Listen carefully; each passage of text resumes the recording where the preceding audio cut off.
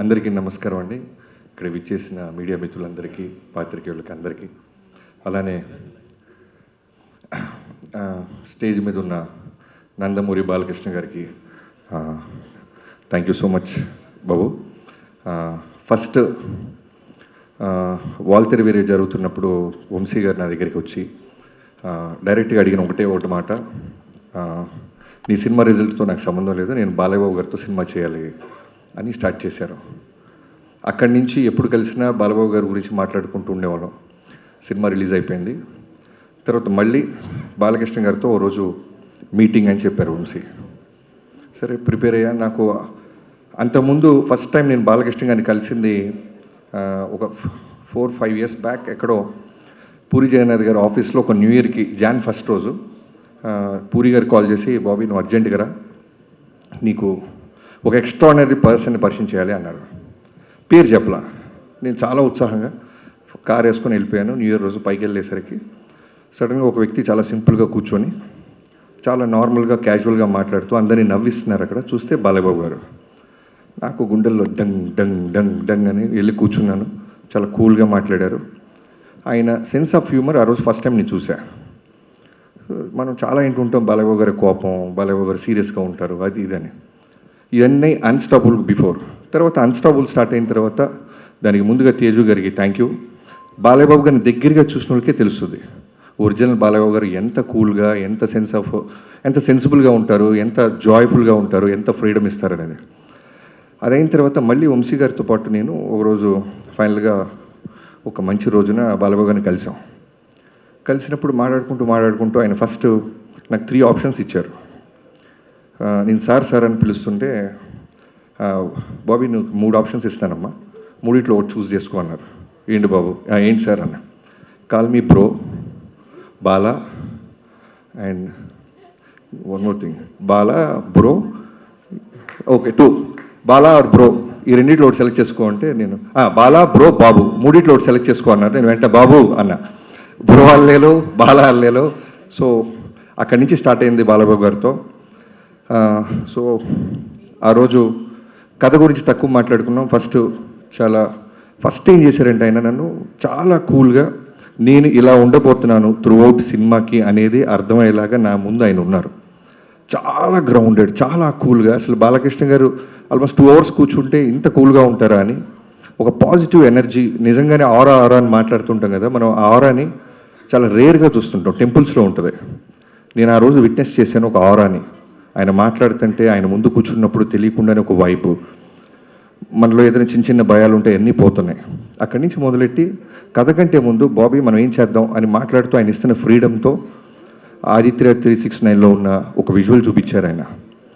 So మేము already ఒక idea అనుకుంటున్నాం, ట్రావెల్ అవుతున్నాం. ఈ క్యారెక్టరు ఆయన ఇప్పుడు మాట్లాడేది ఏంటంటే, నా కోసం, నాన్నగారి తర్వాత నా కోసం వస్తున్న అభిమానుల కోసం నేను ఏదైనా కష్టపడతాను బాబీ. సో వాళ్ళు ఏం కోరుకుంటారు, సో వాళ్ళకి ఏదైనా ఇవ్వాలి అంటూ ఆ క్యారెక్టర్ గురించి చెప్పారు ఆయన. సో వెంటనే నేను నా టీంతో కూర్చొని వెళ్తున్న కథలో నుంచి మెల్లగా ఆ క్యారెక్టర్ని, ఆ లుక్లో ఉన్న క్యారెక్టర్ని ఇప్పుడున్న ప్రజెంట్ జనరేషన్కి దానికంటే నెక్స్ట్ బెస్ట్ ఇవ్వాలని కూర్చొని వర్క్ స్టార్ట్ చేశాం. నాకు తెలిసి కథ విషయంలో నేను ఎప్పుడు వినలేదు బాలకృష్ణ గారితో కొన్ని ఫ్యూ మీటింగ్సే. కథ లాక్ అయిన తర్వాత మళ్ళీ ఏ రోజు ఎక్కడైనా 1-2 ఒక మ్యాక్సిమం చాలా రేర్గా అడుగుతుంటారు ఆయన. అది కూడా ఎలా అడుగుతారంటే, రవి గారు ఇది ఓకేనమ్మా, ఇది ఓకే చూసుకో ఒకసారి, ఇది ఇలా కూడా చూడొచ్చా, ఇది ఇలా కూడా చెప్పచ్చా అంటే దాంట్లో ఏదో ఉన్నట్టు. సో వెంటనే నేను టీంతో బౌన్స్ బ్యాక్ వెళ్ళి వర్క్ చేయటం మొదలెట్టామని. అలా చాలామంది బాలయ్యబాబు గారికి ఫ్యాన్స్ ఉంటారు, డైహార్డ్ ఫ్యాన్స్ అంటారు.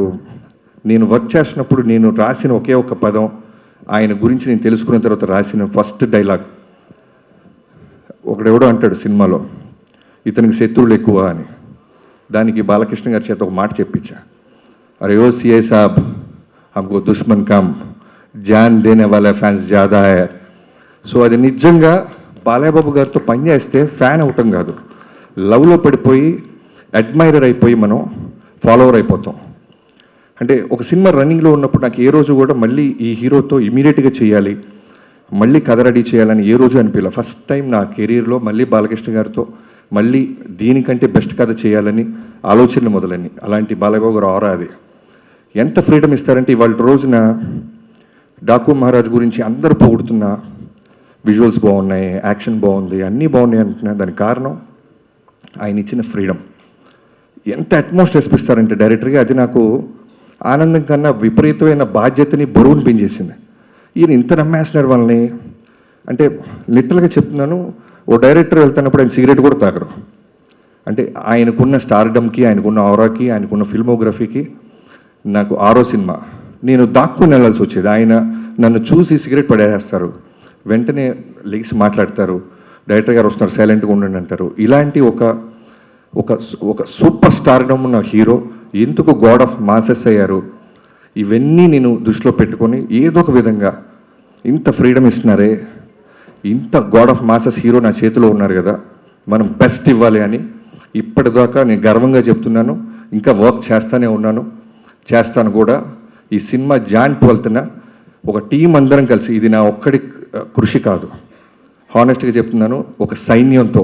ఇంకో డైలాగ్ కూడా ఉంటుంది, ఎవడో అంటాడు ఆయన వెనకాల ఒక ముఠా ఉంది అనేదో, అంటే ముఠా కాదు సైన్యం అంటారు.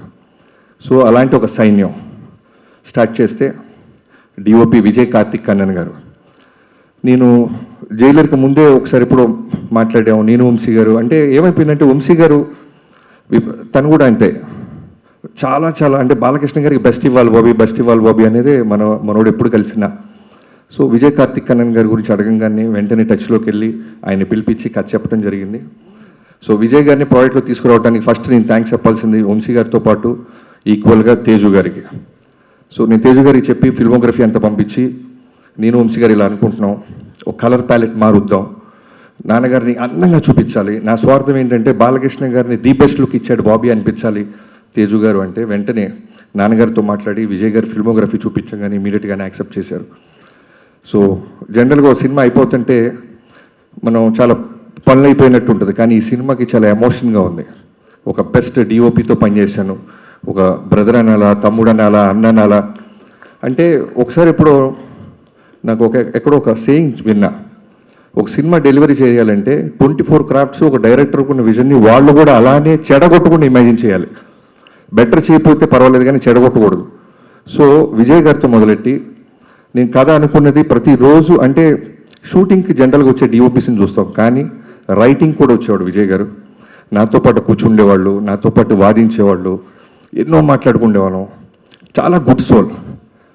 సో ఇప్పటిదాకా నా కెరీర్ లేని బెస్ట్ ఎందుకు వచ్చిందంటే, నా కథని ఫస్ట్ టైం ఆయన ఐస్తో చూశాడు. బాబీ గారు ఏంట్రా గొడవ పడుతున్నాడు, ఇదా వీడికి కావాల్సిందే అని. First day I still remember Balayya Babu గారి మీద ఒక షాట్ పెట్టాం మనం వెంకట్ మాస్టర్ నేతృత్వంలో. ఆ రోజు అనుకున్నా I took a biggest nice decision. Thank you so much bro, I love you so much. ఈ డాకు మహారాజ్ అనేది నీ కెరీర్స్ బెస్ట్, నా careers best. And Venkatanna, Balakrishna గారితో ఆల్రెడీ 2-3 సినిమాలు చేసావు. సో చెప్పాను కదా బెస్ట్ ఇవ్వాలి అని, వాళ్ళని కూడా రైటింగ్ టేబుల్ మీదకి పిలిచేవాడిని. సో తను కూడా మాతో పాటే కూర్చొని మిగతా సినిమాలు చాలా సినిమాలు క్యాన్సిల్ చేశాడు బాబు మన సినిమా కోసం. తను డేట్స్ ఎగ్గొట్టి బాలకృష్ణ గారికి బెస్ట్ ఇవ్వాలని ఎన్నో సిట్టింగ్స్కి వచ్చి నీ బెస్ట్ ఇచ్చావన్నా. సో ఇంట్రడక్షన్ సెకండ్ హాఫ్లో శాండ్ స్టామ్, ఊచకోత థియేటర్లో అరాచకం, ఇవన్నీ చిన్న పదాలు చూసి ఫీల్ అయ్యి ఇప్పటికీ ఒక 200 సార్లు చూసి ఉంటాం. మా అందరికి అదే వైబ్రేషన్ వస్తుంటే డెఫినెట్లీ తెలుగు ప్రేక్షకుల గురించి నాకు తెలుసు. నిజాయితీగా వర్క్ చేస్తే వాళ్ళు ఇచ్చే ఆదరణ, రెస్పెక్ట్. అలానే తమనన్నా వెళ్ళిపోయారా అన్న, నువ్వు అక్కడికి వెళ్ళాలన్నా, నీకు వర్క్ ఉందన్నా. చెక్ అన్న అన్న ఇక్కడ మైక్ ప్రెస్ వాళ్ళు ఉన్నారు కాబట్టి అన్న. ఆయనకైనా చిన్నవాడిని గురు లైఫ్లో, పెద్ద పెద్ద మాటలు లైఫ్లో ఉన్నా. నాకంటే తర్వాత పుట్టావన్నా నువ్వు? అవును, డెఫినెట్గా. ఓకే, తర్వాత మీ మదర్తో మాట్లాడతాను. Thank you, please. So already Balayya Babu గారిది, తమన్ గారిది కాంబినేషన్ తెలుసు. సో ఈ సినిమాకి ఏంటంటే మోర్ దెన్ సాంగ్స్, అంటే ఈక్వల్గా సాంగ్స్తో పాటు నాకు కావాల్సింది విపరీతమైన బ్యాక్గ్రౌండ్ స్కోర్.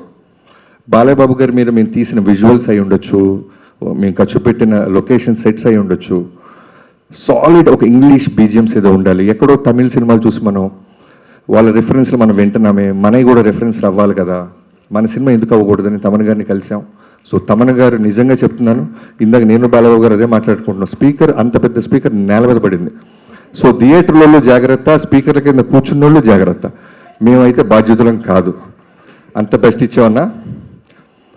అండ్ యుగేంద్ర గారు, అదే చెప్తున్నాను కదా, ఒక సైన్యంగా మన బాలబాబు గారు అందంగా చూపించాలి, బెస్ట్ ఇవ్వాలని వెళ్తాను. నాతో పాటు వచ్చిన సైన్యంలో యుగేంద్ర గారు ది బెస్ట్ వర్క్ ఇచ్చారు. శాండ్ స్టామ్ అది క్రియేట్ చేయటం, ఒక జనరల్గా యానిమల్స్ జోలికి, ఫైర్ జోలికి, వాటర్ జోలికి వెళ్ళకూడదు సినిమాలో. చాలా కష్టమైన క్రాఫ్ట్స్ అవి.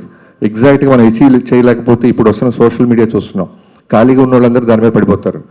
అలాంటిది యుగేంద్ర గారు ది బెస్ట్ ఇచ్చారు. యుగేంద్రజీ, నేను ఎందుకు ఇందాక మీరు మాట అన్నారు, బాబీ చాలా స్పేస్ ఇస్తున్నాడు కెమెరామ్యాన్కి, ఎడిటర్కి, మాస్టర్కి, మీకు అంటే, అది నేను బాలబాబు గారి దగ్గర చూసా. ఆయన కథ నమ్మిన తర్వాత డైరెక్టర్కి వదిలేస్తారు. అంటే అలా వచ్చి కూర్చొని పొద్దున్నే 7 కంటే 6 వచ్చి కూర్చొని, ఎండైనా, వానైనా, వర్షమైనా, తుఫానైనా, ఏమైనా సరే, ఇందాక చాలా మంచి రిఫరెన్స్ చెప్పావు బ్రో. ఫైర్లో చేసాం, స్పార్క్స్ పడుతున్నా కళ్ళార్పరు. శాండ్ స్టామ్ విపరీతమైన చుట్టూ ప్రొఫైలర్స్ పెట్టి గుర్రం నుంచి బాలబాబు గారిని తీసుకొస్తుంటే కన్నార్పరు. వర్షం పడుతున్నా అలానే ఎంత ఇంటెన్స్గా ఉంటారంటే చేసి మళ్ళీ దగ్గరికి వచ్చి మీకు ఓకేనా. తర్వాత చాలా గుడ్ క్వాలిటీ ఏంటంటే బాలబాబు గారికి డ్రామాలు ఇష్టం ఉండవు, ఓవర్ యాక్ట్ చేయకూడదు ఎవడు. అది నేను 3-4 డేస్లో అర్థమైపోయింది. మనం వెళ్ళిపోయి బాబు బాబు అంటే ఆయన నచ్చదు. అలానే ఫ్యాన్స్ ఎవరైనా వచ్చి కాళ్ళ మీద పడుతుంటే నచ్చదు. మీరు మీ పనులు చేసుకోండి, మా పనులు మేము చేసుకుంటున్నాం. అంతగా ఫ్యాన్స్ని ప్రేమిస్తారు ఆయన. అవుట్డోర్స్కి ఫ్యాన్స్ వస్తే తిడతారు, ఎందుకు ఇంత దూరం వచ్చారు, మీకు పనులు ఉన్నాయి కదా, జాగ్రత్తగా వెళ్ళండి దారిలో అని. సో మిగతా నా రైటింగ్ టీం, బాబాయ్ మోహన్ కృష్ణ గారు, మీరు మీకు తర్వాత చెప్తాం. మీరు బాలకృష్ణ గారితో మీరు వేసిన జోకులన్నీ చాలా ఉన్నాయి, రికార్డ్ చేసాం, అన్నీ తర్వాత ప్లే చేస్తాం. సో మోహన్ కృష్ణ గారు, నాది ఆల్మోస్ట్ నా 2003 నుంచి నా జర్నీ. ఒక రక్త సంబంధం లేకపోయినా బాబాయ్ అని పిలవటం మొదలెట్టాను. నాతో పాటు నిరంతరం నాతో పాటే ఉంటాడు ఆయన. ఆయన కొడుకు ఎదుగుతుంటే ఎంత ఆనందపడతాడో నాలో ఆయన కొడుకుని చూసుకుంటాడు. అలానే చక్రి నా ఫ్రెండ్, నాతో పాటు త్రూఅవుట్ సినిమాలో ఉన్నాడు. ఫ్యామిలీకి నాలాగే దూరంగా ఉన్నాడు, ఎన్నో ఎఫర్ట్స్ పెట్టాడు. బాలబాబు గారికి బెస్ట్ ఇవ్వాలి, బాలబాబు గారు బెస్ట్ ఇవ్వాలి, మా బాబాకి బెస్ట్ ఆపర్చునిటీ వచ్చింది అని. And Vineet, thank you so much. Teasers, promos, posters అన్నీ ఎన్నో బాధ్యతలు తీసుకొని నువ్వు టిల్ డేట్ ఎక్స్ట్రాడినరీగా మనం రిలీజ్ చేస్తున్నాం. చాలా స్పీచ్ పెద్దదైపోతుంది గైస్. నిజం చెప్తున్నా, ఈ సినిమాకి చాలా ఫంక్షన్స్ ఉంటాయి. ఇవాళే చెప్తున్నాను, ఎవరైనా ఉంటే మార్క్ చేసుకోవచ్చు. వీడింత బిల్డప్ ఇచ్చాడు ఎక్కడన్నా ప్రమోషన్స్ అని. అనంతపూర్ మేము రాకపోవడానికి కారణం బాలయ్యబాబు గారు తిరుపతిలో జరిగిన ఇన్సిడెంట్కి ఇమీడియట్గా రియాక్ట్ అయ్యి, ఇలాంటి టైంలో మనం సెలబ్రేట్ చేసుకోవటం న్యాయం కాదు బాబీ, నా ఫ్యాన్స్ అర్థం చేసుకుంటారు, వాళ్ళు ఎంతో ఖర్చు పట్టారు, ఎంతో కష్టపడ్డారు. ఆల్మోస్ట్ 3-4 డేస్ నుంచి ఒక పండగగా వాళ్ళ దేవుడు వస్తున్నట్టు వాళ్ళందరూ రెడీ అయిన వాళ్ళు ఒక్క బాలయ్యబాబు గారి ఫోన్ కాల్తో ఎవరు నెగిటివ్ అవ్వలేదు, ఎవరు అప్సెట్ అవ్వలేదు. సినిమా కోసం ఆగారు. ఒక ఎమ్మెల్యేగా బాలయ్యబాబు గారి మనసు అది, ఒక క్యాన్సర్ హాస్పిటల్ అధినేతగా బాలయ్యబాబు గారి మనసు అది అని అర్థం చేసుకున్నారు. నేను ఎక్కడో ఇంటర్వ్యూలో కూడా చెప్పా, బాలయ్యబాబు గారి ఫ్యాన్స్ బాలయ్యబాబు గారిలాగే ఉంటారు, చాలా వరకు స్ట్రైట్ ఫార్వర్డ్. నచ్చినా నచ్చిపోయినా, లైక్ ఎగ్జాంపుల్ వంశీ, తనకు నచ్చిన ప్రమాదమే, నచ్చపోయిన ప్రమాదమే. నచ్చితే పెద్ద పెద్ద స్టేట్మెంట్ చేస్తాడు, భయాస్ ఉంటుంది, నచ్చకపోయినా అలానే ఉంటుంది. వంశీ గారు ఎంత ఫ్రీడమ్ ఇస్తారంటే, మా 130 రోజులు షూటింగ్ జరిగితే నాకు తెలిసి హార్డ్లీ ఒక 5-6 టైమ్స్ వచ్చి ఉంటారండి. యావిడికి రమ్మంటే పర్లేదు గురువు మీరు చూసుకోండి అంటారు. సినిమా అంతా రెడీ అయిన తర్వాత రావటం మొదలెట్టాడు. అంత స్పేస్, అంత ఫ్రీడమ్ ఇచ్చేవాడు వంశీ గారు. Thank you so much. I hope మీ డ్రీమ్ 15 ఏళ్ళగా వెయిట్ చేస్తున్న మీ డ్రీమ్ని ఈ సినిమాతో మనం బెస్ట్ ఇస్తున్నాం. మీరు ఇంకా బుక్ మై షో ఆ గొడవలో ఉన్నారు, ఓకే క్యారీ ఆన్, మన సినిమా కాబట్టి. అలానే editors Niranjan, thank you Niranjan, thank you so much, మీకు నిద్ర లేకుండా చేస్తున్నాను. అలానే Reuben bro, thank you so much, నువ్వు ఈ సినిమాకి ఇచ్చిన బెటర్మెంట్ కట్ చాలా చాలా హెల్ప్ అయ్యింది. అంటే ఇటు సినిమాని చాలా పై స్థాయికి తీసుకెళ్ళింది. అండ్ శేఖర్ మాస్టర్ గారు and Shankar master, thank you so much. And Avinash Kolla గారు, నేను ఫస్ట్ టైం అవినాష్ గారితో పనిచేస్తున్నాను, ఆర్ట్ డైరెక్టర్. అంటే చెప్పాను కదా, నేను జనరల్గా దేవుణ్ణి, ముహూర్తాన్ని నేను నమ్ముతాను, కానీ బాలబాబు గారిని చూసిన తర్వాత వాటి వైబ్రేషన్ నిజంగానే నాకు అర్థమైంది. ఏ ముహూర్తాన ఆయన కథ విన్నారో, ఏ ముహూర్తాన్ని ఆయన సినిమా పూజ ముహూర్తం పెట్టారో నాకు తెలియదు. ఆ రోజు నుంచి అన్నీ ఈ సినిమాకి పాజిటివ్గా జరుగుతూనే ఉన్నాయి. అలానే అవినాష్ గారు one of the best art director. ఏ రోజు కూడా మాకు ఇది కాదు, ఇది అవ్వదు అని లేదు. జైపూర్, రాజస్థాన్, ఎక్కడికైనా వెళ్ళు, ఆ వరల్డ్లో అక్కడికి వస్తున్నారు, అక్కడ క్రియేట్ చేశారు. ఇక్కడికి వచ్చిన తర్వాత మాకు ఏదైనా బ్యాలెన్స్ ఉందంటే ఆ వరల్డ్ మొత్తం మాకు తీసుకొచ్చి పెట్టేవాళ్ళు. Thank you Avinash ji. Thank you so much. మీలాంటి ఒక టెక్నీషియన్స్తో నాకు ఈ సినిమాలో దొరకటం నిజంగా ప్రౌడ్గా ఫీల్ అవుతున్నాను. Thank you so much. Stage మీద ఉన్న మిగతా హీరోయిన్స్ అందరికీ, ప్రజ్ఞ, థ్యాంక్ యూ సో మచ్. ప్రజ్ఞ, నువ్వు ఎప్పటి నుంచో మనం మాట్లాడుకుంటున్నాం, కానీ ఎప్పుడు కథలో నేను అనుకున్న క్యారెక్టర్కి తను ఎప్పుడు నేను అప్రోచ్ అవ్వలేకపోయాను. ఎగ్జాక్ట్గా ప్రజ్ఞకి నేను కాల్ చేసినప్పుడు నేను ఇప్పటికీ నాకు ఆ వైబ్రేషన్ వస్తుంది. తను తిరుమల దేవస్థానానికి వెళ్ళి బయటికి రాగానే నేను కాల్ చేశానంట.